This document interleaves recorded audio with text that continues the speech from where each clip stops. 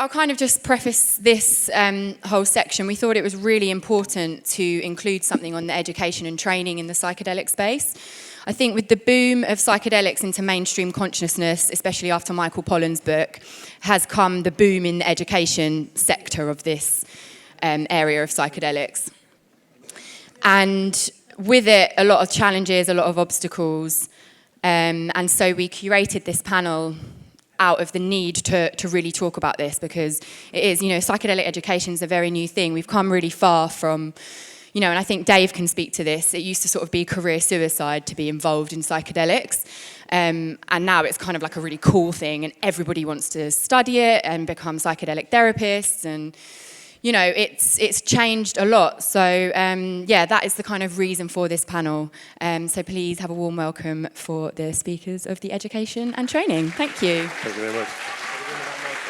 Yeah, you're going to have to share too, unless you want me to. No. That's okay. Okay, so hi everybody. I'm David Luke again, and this is my fantastic, esteemed panel. And this is a session on psychedelic education and training.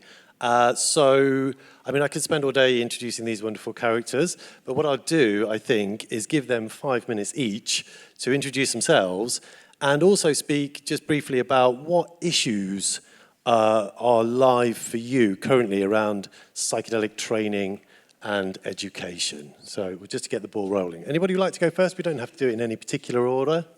Go on, Celia. There you go. Thank you. You brought your class with you. Totally. So there we go. I've got my t-shirts. Thank you, guys. My name's Celia. I'm a professor at University of Exeter. Ooh.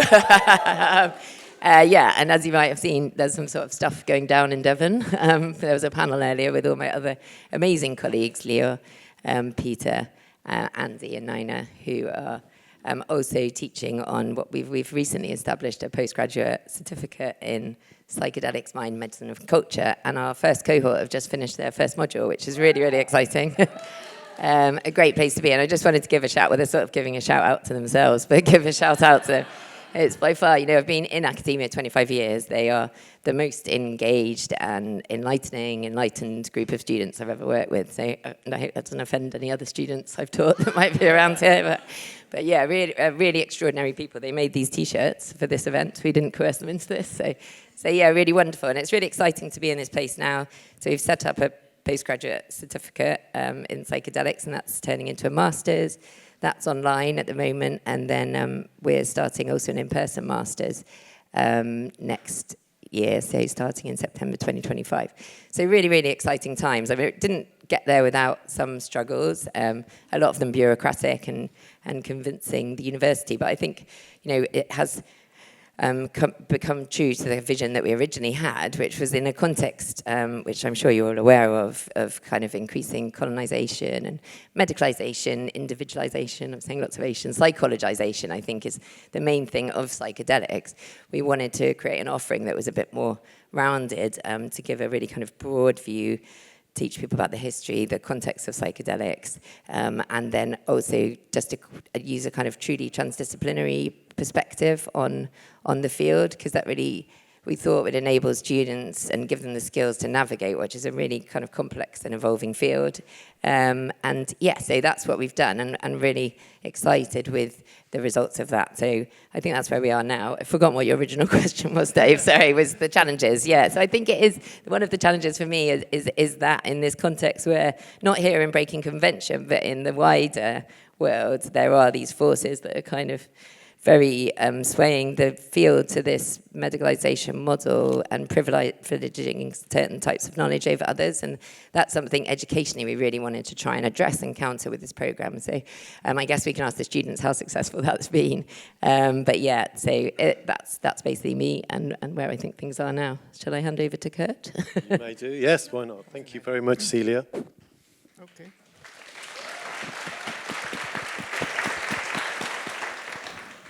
Okay, hello everybody. My name is Kurt Stocker. I'm a university researcher and lecturer at ETH Zürich. ETH means Swiss Federal Institute of Technology. And I'm basically a psychologist, so we do psychological research, but I'm also involved quite a bit in teaching. And I guess the reason why I'm here today is because we've set up this course at the ETH, where we have to go, we call it psychedelic. So here's the title, Psychedelic Science, and then it goes on psychology, pharmacology, physiology, psychotherapy, then there is philosophy and religion and politics. So we have like 7 fields to cover. So maybe you get the idea. The idea of this course is to try, although it's just a small course, but we still kind of want to have create a kind of model, what kind of academic fields need to be involved so that we can cover psychedelic science comprehensively. So that's the basic idea. So I thought I'd just walk you quickly through those 7 fields and just say some things that are on our mind. Also obstacles as well. So the first one, so the numbering is not meant to be, you know, like in any sort of ranking order. It's just arbitrary, basically. But since I'm a psychologist, one, psychology. I think in psychedelic psychology, it's very important to, but I try to do in my own work, to kind of conceptualize the psychedelic experience as a spectrum, which ranges all the way from very personal, non-ordinary personal autobiographical experiences to totally transpersonal experiences. So that, for example, when you and there's transitional experience in between, which often involve body destruction, renewal visions. And I think one thing that helps us when we also in the curriculum conceptualize this spectrum is that we don't just forget part of the spectrum. What you really see in psychometrics, which is the technical term for studying psychedelic experience from a psychological point of view, is that there's a lot of focus on the mystical experience, which is totally fine. But it's one kind of transpersonal experience. But people also have very meaningful personal autobiographical experiences, like, for example, deep regressions back into childhood. You might really shrink, become that child again, and then, for example, re-experience and process a traumatic event. So for psychology, I think it's important to have the whole spectrum, so that'd be one topic. Second one, pharmacology. So, we basically cover only, I would say, clinical psychology, which is fine because it's what we need in a biomedical model. But then, for example, I'm still struggling. Still would like to include more also ethnopharmacology or botany. Or since this morning, since I saw the Seed Sisters today and talked to them. Herbalism would be another thing that we really have to seriously think about, how we could incorporate that plant-based knowledge that has been around for thousands of years. So, and the third one, physiology. What we see in physiology, physiology, basically, you can break that basically up into the brain and the rest of the body, basically. And what we see is a lot of focus on the brain.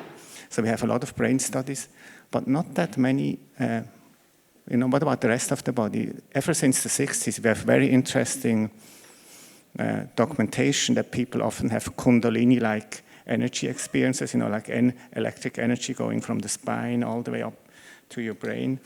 And so we really need to study that too. So that there's another sort of gap which we slowly want to try to cover.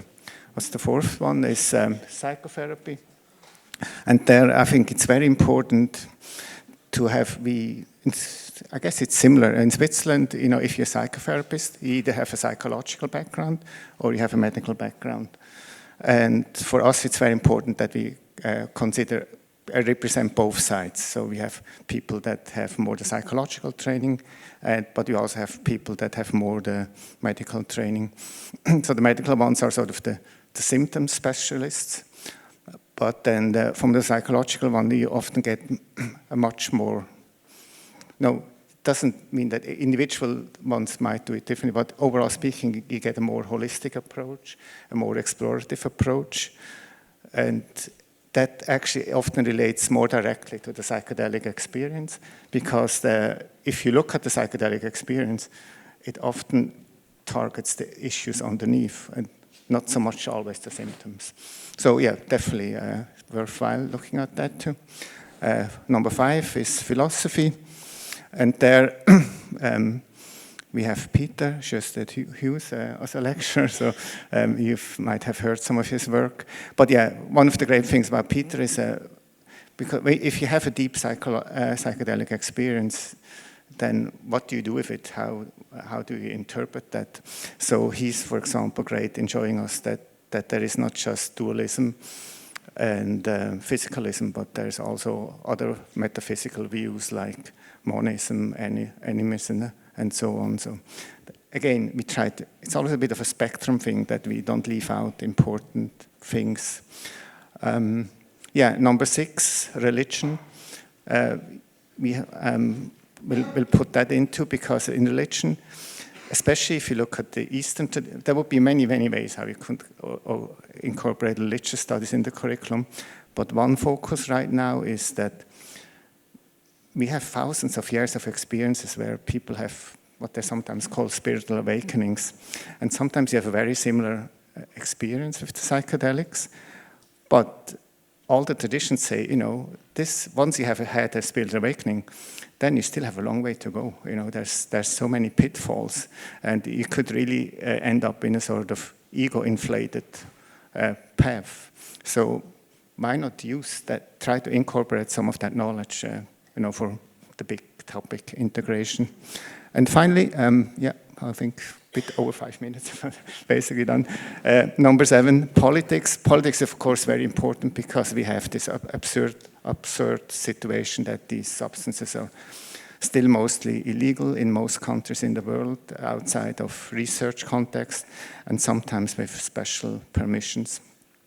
And and right now the main path to legalization is the biomedical medical model, and of course we should also look at the other models, like, for example, simply make it also legal for healthy participants that want it, decriminalize it, and also sacramental use. These are the 4 sort of scenarios. And for that, for example, our lecturer is Claudia Schwartz, who has also been a presenter here.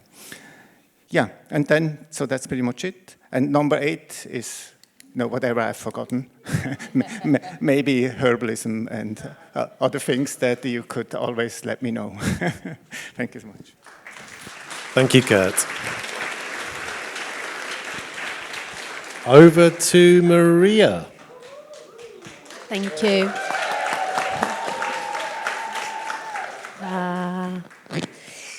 So my name is Maria Papaspyrou. And alongside my colleague, Dr. Tim Reid, who I've been trying to find, but I can't see. Yay! So alongside my colleague, Dr. Tim Reid, we've developed the Institute of Psychedelic Therapy. And we have had, luckily, by chance, we had the sense of wanting to build community of like-minded professionals, psychotherapeutic health professionals, and create a space in the UK where they can come together to really co-create, collaborate, exchange ideas, and have a sense of belonging professionally, and see what flourishes from there. And it's worked quite well, but by luck, not by planning it, that the training has been planted within that space. And the training is a 2-year professional training in psychedelic therapy from a psychotherapeutic perspective. And we're really finding that community is at the heart of doing this work, that really having community to support the process of transformation is essential. What we're finding is that the process of transformation is demanding, is actually difficult. We think about change and transformation and healing, and we think there are these wonderful, magical spaces that open up, but they're actually quite initiatory spaces, and they require shedding of the skin, and they're powerful processes, and they require a lot of letting go of parts of self or structures that one has relied upon, perhaps defensively, for a number of years. So the work with psychedelics is difficult work, it's deep work, it's serious work. There's fun in it, and it can be really exciting, it can be really joyous. But what we're discovering, having completed the first 2-year training, we work with our first cohort, and we're going through our second cohort. And again, we're finding ways to link the two and create really sustainable bonds of collaboration. What we're finding is that it has asked of our students and of us as trainers a lot more than we ever imagined that it would. So it's not an intellectual exercise, it's a real commitment to change and being asked by the forces of the universe, okay, how do you relate to change? You invite all these people as a psychedelic therapist to go through it, but when it comes near you, how do you engage with it and what does it really mean? So the process we have developed with Tim, we've called it depth relational process. Depth because our understanding is that these states, these substances really take us to the deeper layers of the psyche, where the deepest wounds lie, and it really invites the possibility for healing. And healing, again, not in the idealized way, that something goes away, but that something becomes more relatable, that something becomes more accessible, that we know how to build good relationships with our deepest wounds. And the idea that our deepest wounds are not to be completely closed off and done with, but to allow them to invite us back into the work again and again in different stages of our life. That's where the word process, in-depth relational process, comes from. We really think that healing is an ongoing process, it's an ongoing collective process. And then the relational. What we're seeing in communities is that the deeper the relational bonds, the deeper the healing we can access. And perhaps the most difficult the work becomes, the bigger the questions we have to face. The more the community develops its relationships, the deeper they can drop into the work together. And like Kurt said, we see a really broad sense of the psyche. We see the biographical material, we see the intergenerational material that we have to really work through. Really liked Kara's presentation because it really touches on that intergenerational layers of work we need to do. The transpersonal realm. So we think that we need integrative models. The challenges we have come up against is, of course, regulation. Really thinking in our community the pros and cons of regulation, because it's not a one-size solution for everything. What do we gain? What do we lose? Currently, there is no regulation. What does it mean for practitioners in training when they can go away and work as isolated practitioners, and how important community is for accountability, growth, sustainability? We really need to hold this work within good mirror spaces. What does it mean for the field when we represent different clinical trainings? How can we have diversity of perspectives and maintain collaboration rather than fall into fragmentation as a field? How important it feels that people like us come together and create sustainable relationships and dialogues around what matters. And of course, the journey of mainstreaming and the challenges and the shadow that's coming up. How do we sit with it? How do we work with it? And how do we invite the people that are currently training in this work to grapple with these things? There's not always answers, but we need to keep asking the questions and see what emerges in that space. So I think that's the gist of it. Thank you. Thank you.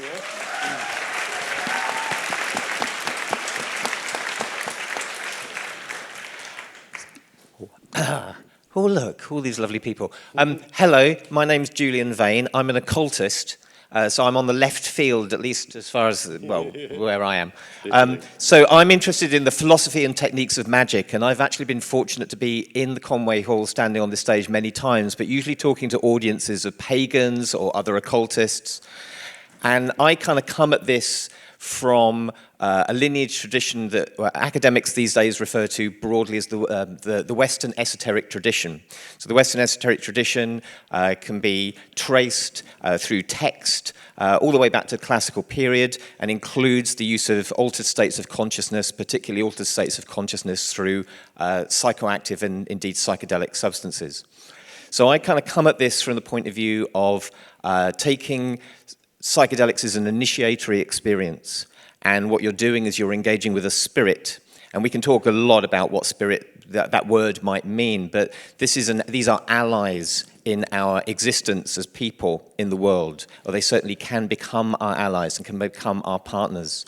So I often get wheeled out, particularly to speak to folks in the United States. I do lots of kind of online teaching with a number of teaching providers who are, excitable people come out of their psychedelic experience, and rarely do they say, "Oh, I've just had a powerful psilocybin experience. I really want to be a heating engineer."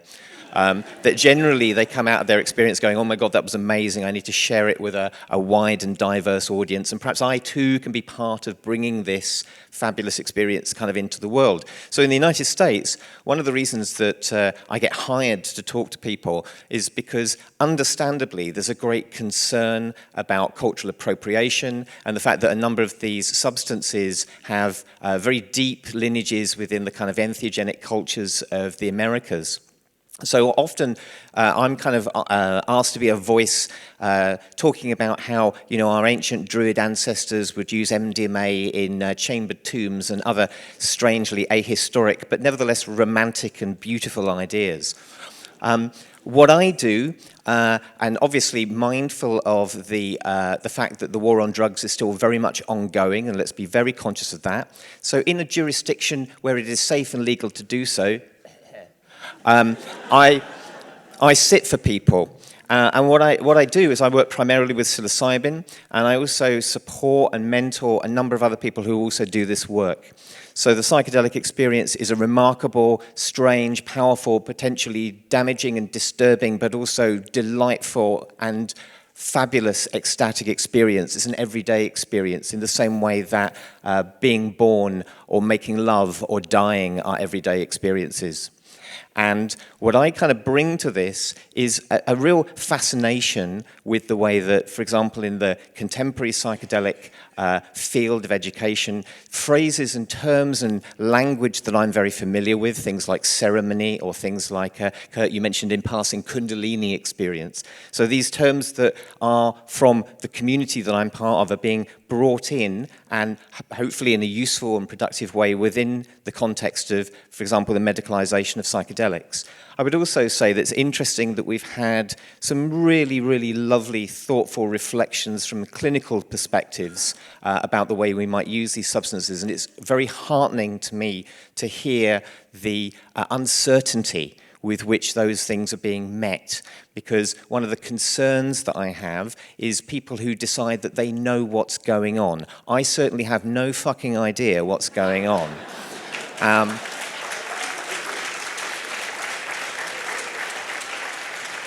But particularly if you look at some of the kind of the claims made, for example, that I was wandering around some websites recently from North America, just let's generally call it, where people were saying, well, psychedelics are great, but unless you do psychedelic-assisted therapy, they're not going to help you. And I think some of the evidence that's been presented from people's experiences in festivals would very much argue the contrary of that position.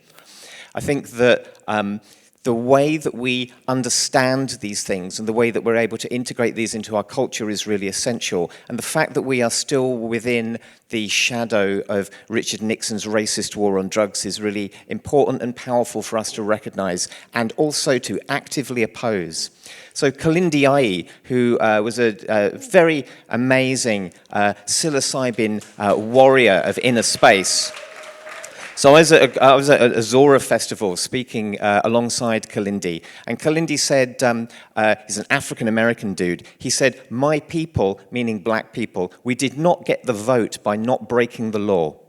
So I just like, let's be mindful of that, yeah? So we want to be intelligent and thoughtful about this, but we actively, in my opinion, need to push back against the forces that seek to control these experiences, both through prohibitive regimes of licensing so that good clinicians and researchers don't have access to these things, and also create situations in which people find themselves in jail and having their families ripped apart because of these allies, these spirit allies, which are part of our community, part of our culture, and have always been part of our planet.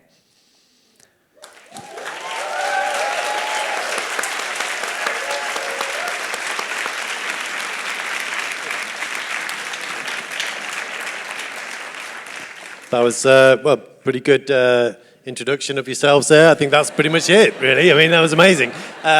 So we've just got started, and I'm going to open up with just a few kind of pointers and questions. What I will say, I'll just give you a little bit of background as well. My own experience is that, I dabbled around with my own brain like a neurochemistry playset in my teenage years and looked to and try and understand these experiences, perhaps naively by going to study psychology at university, thinking I would understand the psychedelic experience, and of course, in 3 years of a psychology degree, learned virtually nothing about the psychedelic experience, and it was just completely not on the curriculum then, and then ultimately felt compelled, stupidly, somewhat bullied perhaps by plant medicines, to go back into the academy and seek to put in what I found was missing.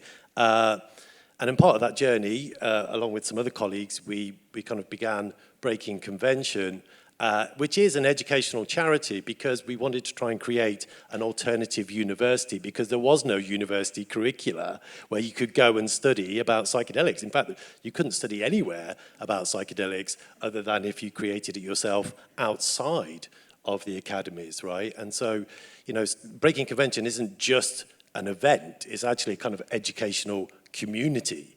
And I think that's really key and important. I did end up managing to shoehorn in some teaching about psychedelics on the various courses I taught on undergraduate psychology degrees for the last 15 years, which has been great. In the last 5 years, I began a course online teaching about psychedelics, a whole program. But it's only been, and that was one of the first, I think, taught programs in the UK, but it wasn't validated and accredited by the university. And it's only now, since the advent, well done, thank you very much, of this postgraduate certificate in psychedelics at Exeter, which are now going to transform into a master's. So this is the first time we've had an actual dedicated taught educational program about psychedelics on the curricula anywhere in the UK and probably most of Europe as well. So congratulations, this is a massive turning point. And it's it's interesting to see like some of the issues that are coming up, and it's the same issues we see coming up in the previous discussions, be it about the clinical approaches or whatever it might be, that issues around access, decolonization, around regulation, about accessibility. So I'm just kind of curious which directions we can take this in. It's interesting to hear you talk about as well, Maria, the importance of in the training, because you're coming from a psychotherapeutic perspective, which may be a little bit different to the more academic side of things over here. This is kind of more interestingly, the kind of more practical practitioner side of things and the more academic side of things here, and also research. But you talk about the importance of being ready to be transformed in the experience and be able to engage with and process change, which of course Willis Harman suggested was, if you study transpersonal psychology, you have to be engaged with the idea that you may get you probably will get transformed in the process. But that kind of requires, the elephant in the room is the experience, right? How do we kind of bring that into educational training contexts in a way in which, but we can't actually legally access the experience in our current climate, right? And so how important is the experience and how do people access that? How can we move towards getting that into the curricula, be it training or be it higher education, and is it even necessary? Is it important? So I'll throw that out to begin with, yeah? Well, I don't know. Yeah, well, I guess it's a really interesting question. And intuitively, I think, obviously, it's massively important, right? The experiential side. As Amy was saying, a lot of us came to this through a recreational path, and I think those experiences led us to the path we're on now. But then, I suppose, I mean, I run clinical trials as well, and when we do psychedelic-assisted therapy, and we've just recruited 9 therapists, actually, because we're running this, it's an NHS-funded trial across the UK. It's ketamine, but it's still a kind of therapeutic model, and some of those don't have the experience, and it kind of sits weirdly with me. But then I suppose I was thinking in parallels in that medical model of the kind of experiences the kind of skills that you need. So they've got the therapy training, but it's a little bit like midwifery or maybe something like palliative care, those people that sit with people at thresholds. I was thinking when I had my children, I don't think, I wouldn't have kicked a midwife out of the room if she hadn't had a baby. And obviously palliative care, nobody's going to be dead and then be staying with you through, or maybe some of the spirits will be able to be there. But yeah, so I don't know. I think the experience is really important, but I don't think, maybe there's a way, it's more about the way of being, and there are other experiences in life that we can learn from, and doulas and other traditions that are important. We have tried within the program, though, that said, so we've got a summer school when we're using things like breathwork, which we can do, can't we? I'm trying to think of crafty ways to get some of this in through as a research study. And James Sanders is doing a lot of or teaching our students microphenomenology, so interrogating your own subjective experience as a kind of portal to psychedelics. But yeah, I don't know. I kind of sit, it's really conflicted. There's an intuition in me that it's obviously so important to have that empathy.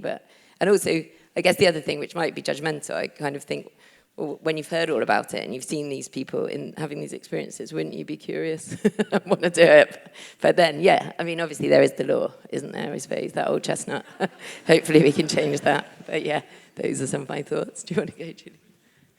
I mean, it's a really good point, and I want to be clear that I'm massively supportive of the delightful things that are happening in Exeter and elsewhere. I think this is really, really valuable, and I think that the psychedelic education for the sort of people who are going through a kind of an academic program is really vital. The broader message of breaking convention, and I guess what all of us can do, particularly those of us who've had powerful, transformative use of psychedelic experience of sort of, to use a kind of Christianized term, sort of bearing witness to this and talking about these things so that it goes into culture. And I think, interestingly, that many people have even a vague sort of sense of this. So I'll give you an example. So I was in a licensed trial in 2019, and I had some psilocybin in a hospital ward at King's College Hospital, and it was great, and the people held the space remarkably well, and it was brilliant. And I remember going back to my family seat in Stevenage in Hertfordshire, and talking to a member of my family who suffers from depression, and saying, I've had this experience, hopefully this will be brought on within the NHS eventually, you might be able to access it.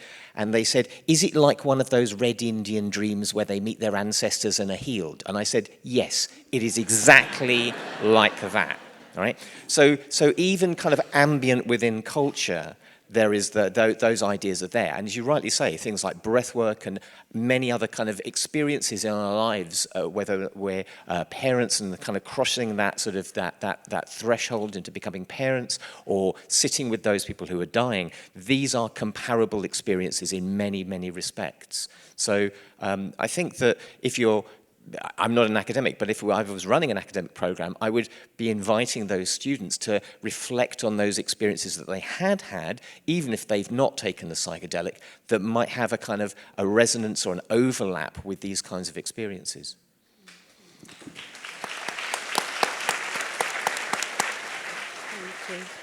Thank you. We tend to think about the experiential as having the experience, but as you mentioned, it's the sitting for other people in the experience that feels really important before someone goes out there to do the job. So I know we start the first year very gradually with breathwork. I mean, breathwork is a psychedelic experience. There's nothing less we have seen in the transformational part of the journey in breathwork compared to psychedelics. We think it's absolutely on par with that journey. But it's the trajectory of the course is like that, and then the retreats come in, and that's where the flowering comes. That's really when the work happens. That's where something gets built internally that can do the work. So to be able to have the experience of someone sitting for you, which again, in most recreational settings you want, and to have the experience of taking the time to sit mindfully for someone and exchange that generosity, it feels absolutely essential for the people that go out there. And I think there are very good ways around it, legally. Great. Kurt, would you like to say something?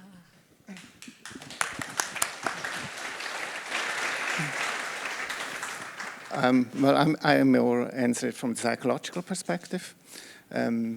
Yeah, I think if you really want to sort of chart the whole psychological landscape, it is definitely makes sense to have your own experiences. So, for example, me, now I'm 56. Until at the age of 52, I had no psychedelic experience whatsoever. And then I thought, if I keep on studying these things, and I'm lucky because I'm also working as a research associate in Basel, which is probably one of the most productive psychedelic places. So I could take parts in all these studies, like high LSD, high psilocybin, high DMT, MDMA, mescaline high. So, so it was like 4 studies over the last 4 years. And I would really say sometimes I almost think I'm sort of plagiarizing a bit because, without these experiences would be... So the main challenge is to kind of abstract from the personal experience, to kind of try to make it, again, sort of so abstract that it could apply a bit to more people. So in our work, it's extremely important to... Like in psychology, sometimes we call it quantitative and qualitative research. So quantitative is just you have some kind of numbers, usually from questionnaires in our case. But we also do lots of qualitative studies. So we have run over, I don't count, but far over 200 interviews with healthy participants. Probably more than 120 or so I've done myself.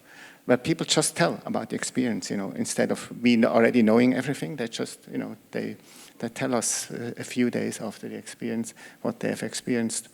And I think that's pretty important. But so I would not say, that every psychologist would have to take that. But if you really sort of, maybe at a certain basic level of research, my analogy is often sort of like, imagine we would have never been in Australia, and now you hear about this place where there are kangaroos and things, and like, hey, I want to study that. And somebody would say, don't go there. If you go there and see it for yourself, you're no longer objective. So that'd be totally absurd to me. So in a way, like, why not go to the psychedelic world and see for yourself? Yeah. Thank you, Kurt.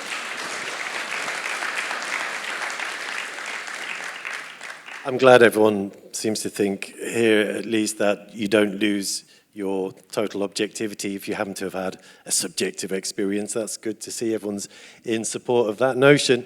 So the landscape has changed around education and training quite dramatically. So 5 years ago, I started one of the first courses in the UK online, not higher education validated.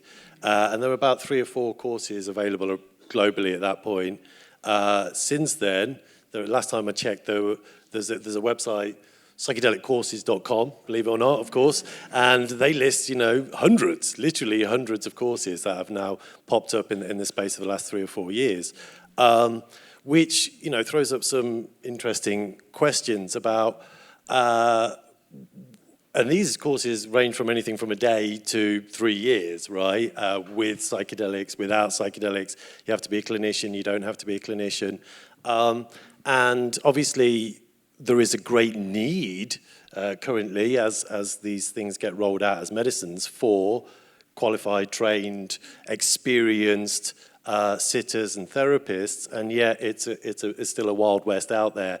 So what do we actually think about regulation? It's a kind of broad question, and we may have some differing opinions, some possibly more anarchic, and some, what are the pros and cons then? What do we see as necessary or unnecessary around the idea of regulation of education and training with psychedelics?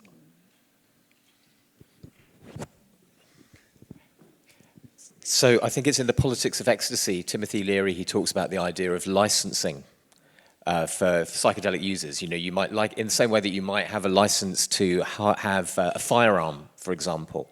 Now, that's an interesting model, and of course there is the perennial question of who watches the watchman and all of that sort of stuff. We realize this. And we're conscious of things like abuses of power that happen within the therapeutic domain, but there are also, it has to be said, some mechanisms to address those things. And one of the you know, when I work with people in a sort of mentoring capacity. I have no basis from which to do this. I have various communities of practice that I attempt to use to triangulate how I'm behaving in these spaces. And I think that's probably the most useful thing. Very often when we find situations where whether it's independent practitioners or licensed therapeutic practitioners where they've done some bad stuff, it's often that they are not part of an active, critical and reflective community of practice. So that's an important consideration. But then we also, if we take the sort of psychedelic use and we start to look at what we could broadly call, the medicine community. So people who are serving ayahuasca or toad venom or whatever they happen to be using. Ketamine worms. Ketamine worms. So I know, what is that mushroom? Anyway, yeah. So those settings are potentially really problematic because of the absence of any kind of external validation, investigation, control kind of procedure. All right. So, we know this. It's in the same way that we have control structures that look after the kinds of quality assurance that we have in our food, then the licensing definitely has a place, definitely has a potential role to play. I suspect it will be very different in very different cultural situations. But I don't think we should rule out this idea, particularly perhaps as a kind of staging post towards, I believe that as these substances emerge more fully into culture, and particularly as people start to use them in a variety of contexts, including the deep internal dive for self-reflection and healing and those kinds of things, that will change our culture. Yeah, I think that's really evident if you look at the first, the period in the 1960s when people were dropping acid, and what happens after they dropped the acid is they went, oh, this is all a bit weird living like this. Why don't we try and live in some kind of, let's try communal living. Let's try going back to the land. Let's try these different social experiments. So licensing might well be a process that we enact in order to get these things more active within culture. That might transform and change culture, and maybe the licensing becomes less of an issue after that. But certainly, I think that having a community, this is why Breaking Convention and other organizations like this are so valuable, because as people practice and make use of these substances, people whose relationship with them is, at the time that we're speaking, problematic, often those things get flagged up within a community. Sometimes inaccurately, but often the story goes round, So a kind of system whereby that we place the emphasis on the culture rather than this kind of externalized control, which has to be validated by people who really, really know their stuff. And I'm not sure that I would trust, for example, the current Tory government to license this very successfully. Thank you, Julian. There you go. I would agree. It's a problematic issue, and it seems like a few attempts have been made for regulation in the psychotherapeutic kind of field, and somehow it's not gaining momentum, and I find that quite interesting. Something starts to begin to happen, and then it kind of flops. As you say, there are hundreds of courses. There is a question, there is an ethical question of, what is being sold, what is being promoted, what happens at the end of it. I know we've had this discussion in our community, and there's a big emphasis on bringing a training in the deep psyche that accepts therapeutic professionals. So when they complete that training, they they could have deepened the work they already do out in their communities. Okay, so that gives a little bit of value. What happens with psychedelic? Well, it's a big question mark. So it goes back to community in terms of grassroots regulation and accountability, because nothing else exists. But I guess one of the edges we're going to have to navigate is, I know that as we talk about regulation in the psychotherapeutic and perhaps medicalized community, what will get excluded in the frames that are coming in is the underground. And there are people in the underground that have done work for a long time and have knowledge systems that are very different to ours. So it goes to what you're saying, who does the regulating, who does the gatekeeping, and who owns the medicine is the big dark question that's floating around these spaces. So it's a very difficult question, because on one hand, yeah, regulation is a very helpful structure in some cases, and someone said in the earlier panel, it doesn't mean that malpractice disappears. It doesn't, because it is in the human nature, and we do need accountable communities that hold the space in a growthful, learning way. We need to learn how to deal with malpractices as well in a way that as a community we learn, and we don't just go into polarization and splitting and othering. We have a lot of learning to do as communities with these instances that affect us all. But who gets left out? What is the cost? And what would it mean to have, again, a collaborative community framework that can account for these losses? I don't think there are easy answers, but these are the questions. Before I pass it on, I'd just like to pick your brains a little about this and what the current situation is. And I don't know how much you interact with the professional therapeutic bodies in the UK as they currently exist, but for instance, recently the BACP were a little bit, let's say, antagonistic or rather much opposed to therapists who are part of that body mentioning even the word psychedelic in any of their advertising. So I wonder how the situation is across the different professional bodies, and how do you see that moving forward or not? I have no idea, David. I mean, there is, antagonistic is a good sense. There's a sense that this is a very kind of problematic field, potentially. It's still illegal, so there seems to be a really hands-off approach and trying to distance from anything that could potentially bring them into disrepute. I know there's some IPT members that have tried to bring some challenge to their positions. The recent position was to not be able to use the word psychedelic in anything you do as a therapist, so suddenly psychedelic integration for any BACP member becomes potentially problematic. I mean, we're still to see them affecting anything that would exclude anyone. So there's a sense that they're trying to create a climate where they're distancing themselves from this work, but they're also not meaningfully engaging with what's happening in the UK around this work. I would hope that would give enough momentum for something else to emerge. Again, grassroots organizing from memberships, perhaps, and spaces where there are collaborations to develop structures that are fit for practice and take work in expanded states in general into account when they bring ethical frameworks into form. Fantastic. Thank you, Maria. That's wonderful. Thoughts on regulation? Not very many thoughts, really, other than to agree with Julian and Maria. But no, I was thinking maybe it represents an exciting opportunity to create a community of practice, to go beyond kind of just these quite dogmatic regulating people based on their professional qualification, but to have a more inclusive community. I guess breaking convention in some ways could be the jumping off point for that, but to include people, underground practitioners of all different kinds, so we can share knowledge and wisdom and learning in different ways. So maybe there's a great opportunity here, because it's not really unique to psychedelics. There's loads of other alternative practices. I always think about yoga or meditation that aren't regulated, and so maybe there's a chance here to do something differently. So maybe it seems like a problem. Could be an exciting opportunity. I think it'd probably be better with the IPT, actually. But, yeah. Yeah, thank you. A little Swiss angle, okay. Well, in Switzerland, one thing, there's no training that is regulated yet, but the administration of psychedelics for therapeutic purposes has been quite a little bit of history by now in Switzerland.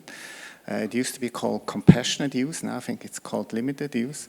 And so the idea was that if you could sort of, as a psychiatrist, show that your patient would not respond to any sort of the regular pharmacological and psychotherapy treatment, then you might be able to get an LSD therapy, for example.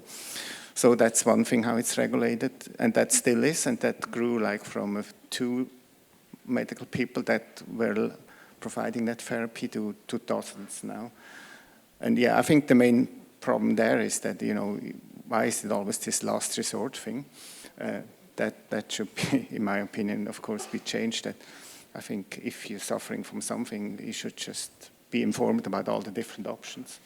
And then maybe, you know, like if you take regular antidepressants, this and this, if you take psychedelic, this and this, and you should basically be able to choose. That would be my opinion. And the other thing that's regulated that I think should change is that, so although in case you have a psychological background and you're a psychological psychotherapist, you cannot administer a psychedelic substance without somebody that has a medical training, psychiatric training. So you always depend on the sort of okay from the medical people. So that I still think medical screening is great, you know, to see, you know, are there any is there anything that speaks against it? But as long, I think then there should be sort of treated equally, psychological and medical psychotherapists also in psychedelics. Yeah. Thank you very much for that, Kurt. So we are kind of moving to a close. We've got about 5 minutes left. So if anybody is interested in asking a question of our esteemed panel, please do make your way to the microphone. Meanwhile, while the cogs are wearing, I just had a little question here, but it just occurred to me, like, this is a lot about kind of education and training for particular purposes, academic or therapeutic. But what about, you know, the idea of maybe training people to be better at taking psychedelics? What do we think about that? What do we think? Anyone got any comments on that whilst we're waiting for a question? Maybe we just open it for a question. Please do step up. We probably won't get through everybody, but fire away. I'll try to be as articulate as possible. So a topic that I haven't heard a lot today has been the adverse effects of psychedelics, and it's kind of nice to see a panel that includes such diverse people. So there's at least very strong anecdotal evidence that psychedelics can not, and as a challenging experience, but like post psychedelics, you can have the onset of, you can trigger the onset of symptoms of chronic illnesses, for example, tinnitus and dissociation, and that can be very common. Everyone knows the case of someone that took psychedelics and ended up in the mental hospital. So I think my question is, like, this sort of thing is not even being studied in the academia properly, and my personal belief is that this sort of chronic illnesses are correlated to Kundalini awakening, Kundalini rising, and these things are not studied properly. So the question is, how sufficient is the training currently, considering that it's not even being studied properly, you know, in a proper setting? Sorry? Oh yeah, but can you reframe that question just in a more direct way for us? Okay, please? so how sufficient is the training of the post-integrative therapists if the adverse effects of psychedelics are not even known by the academia? Sure. Yeah, thank you for that. I mean, I maybe can speak a little bit to that because I've been working on this challenging psychedelic experience project, and I think, you know, there's been a tendency to overlook the challenging experiences. We're only starting to see research directly coming through on that. I think we have to have some kind of honesty and openness about the fact that yes, some people do have challenging experiences. How and under what circumstances and what helps them cope with that, and how do they integrate their experiences? All that research needs doing, you know, in terms of how do we mitigate the risk of those negative long-term consequences, and how do we, if that happens, how do we help people cope and integrate, if integration is even possible, or, you know, the word integration doesn't necessarily always apply, particularly if you're having tinnitus, HPPD, or whatever. So Yeah, I think we just need more research to underpin that, but the research should also inform the education. You know, the education should be incorporating what we know and understand about potential challenging experiences and long-term consequences. But it's starting to come through. Maybe I just say that in my research we only have like controlled studies, so the standard is always medical screening, some kind of supervision and some kind of preparation and some kind of integration. At least you could always then report something. So from that kind of research with hundreds of participants, these substances can be considered fairly safe, whereas it's different in recreational settings. So I think maybe that we could learn a bit from the safety standards, from the clinical settings, also for the recreational bit. That's one thought. Yes, thank you. Yes, go. Oh no, I was just going to say there is some work ongoing. So Rini, who's here, is working with Psyche, who I'm sure lots of you know help people with having challenging experiences at festivals, to try and kind of capture that lay knowledge that's out there, because there is a lot of knowledge, I think, of how to manage these experiences. And so, yeah, you're right that we need more research, but there is work ongoing, so hopefully be reassured a little bit. Brilliant, yeah. Another question. We've got time for maybe one, two more. Thank you. I feel it is related a little bit to the previous question, and it's a two-part question, and it is about integration. First about integration of different practices and experiences, and then of different theories, because I feel like we live in a time when there's so much different knowledge systems in schools and spiritual teachings and different kinds of psychology approaches and all of this. And we talked a lot about the psychedelic experience through substances. Now you brought up breathwork as well, which I feel is a very powerful practice. But I feel there's many other things out there. You mentioned Kundalini awakenings. I guess there are other like spontaneous awakening experiences, mystical experiences. There's also with experience of lucid dreaming or active imagination. And I feel like all of these can be kind of parts of the toolbox in like working with transformation and so on. And I feel like especially Sorry, can you get to the question? Because we've only got 1 minute left. So I just want to ask, like, how do you feel? Like, how is this? How can this be integrated? And is there currently a path to do this? And similarly with the knowledge system, so to speak. So just like, for example, talking about spiritual systems or like Western occult traditions. For example, there are also models of transformation. Can we kind of do you see possibility to integrate this in this kind of framework? So you're asking about the different knowledge systems and approaches and types of altered states and how we integrate that into an educational package. Yeah. It feels like there's a lot of stuff out there, and some of it we kind of need to bring these kind of things together, and we're in a time for this, so I would... Yeah. What do you think? Go on, Julian.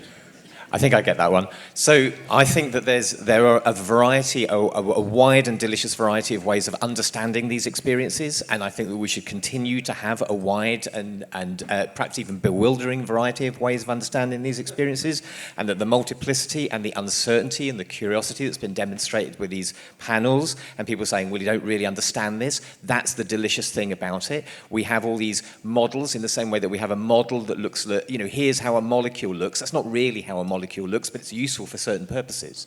So all the different knowledge systems have different things that they will reveal, and they also have different things that they inevitably will conceal.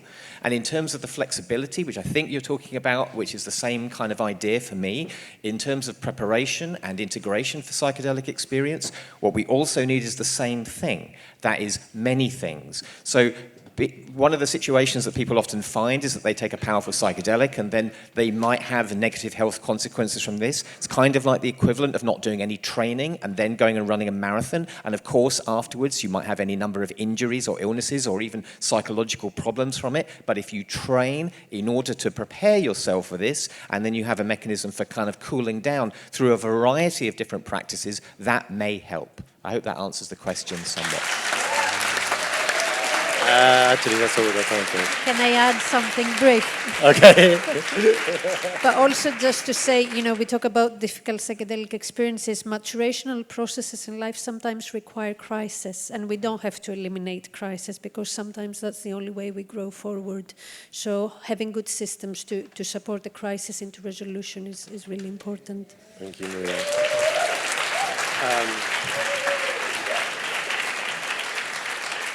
My own current crisis is that we're going to stop now, I'm afraid, for a break. But thank you for the multiplicity of wisdom and knowledge. My wonderful panelists here, thank you very much. We're going to have a break now.